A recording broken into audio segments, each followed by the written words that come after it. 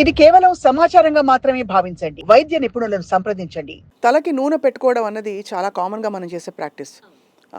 ఎప్పటినుంచో మనకి వారానికి 2, 3 సార్లు నూనె పెట్టుకొని స్నానం తలస్నానం చేయాలంటారు. చేస్తుంటాం. బట్ నూనె పెట్టుకోవడం వల్ల యాక్చువల్లీ ఏమీ జరగదు. ఉంటే గింటే డాండ్రఫ్ వస్తుందని చెప్పి డెర్మటాలజిస్ట్ చెప్పగా విన్నాను. మీ ఎక్స్‌పీరియన్స్ ఏంటండి? అసలు వాడకండి అయితే నేను ఎవరికి చెప్పను. డాండ్రఫ్ ఉండే వాళ్ళకి I don't suggest it over night అండి. వాళ్ళకి 2-3 అవర్స్ తలస్నానం చేసి 2-3 అవర్స్ ముందు వెళ్ళి పెట్టుకుంటే సరిపోతుంది. బట్ ఎందుకు మరి ఆయిల్ ఎందుకు వాడుతున్నాం అందరం ఇప్పుడు కూడా అంటే న్యాచురల్ కండిషనర్.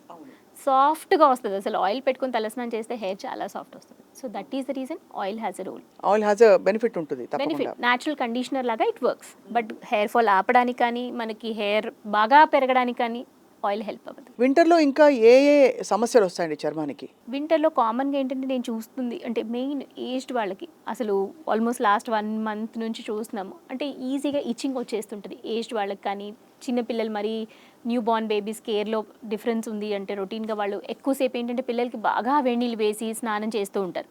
సో అప్పుడు కూడా స్కిన్ చాలా డ్రై అయిపోతే ఇచ్చింగ్ ప్రాబ్లమ్స్ ఎక్కువగా చూస్తుంటాం. సెకండ్ థింగ్ ఏంటంటే సోరియాసిస్. ఆ ప్రాబ్లం బాగా ఎక్కువ అవుతుంది వింటర్ సీజన్స్ రాగానే. And atopic dermatitis. ఎగ్జిమాస్లో అటోపిక్ డెర్మటైటిస్ అంటే వాళ్ళకి ఈజీగా కోల్డ్కి డస్ట్కి అలర్జీస్ లాగా తుమ్ములు రావడం కానీ స్కిన్ పైన దురదల్లాగా నీరు కారడం అలాంటివి.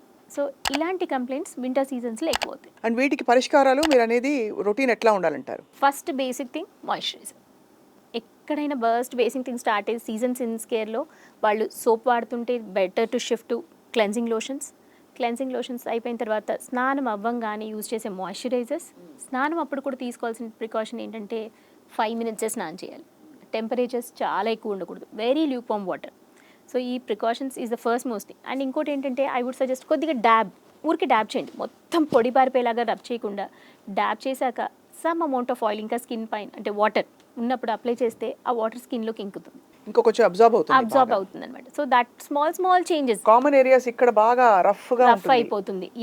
అలాగే మోకాళ్ళు స్కిప్ అయిపోతాయి కదా. Usually we apply like this. Apply చేసేప్పుడు ఆ areas just get skip some times.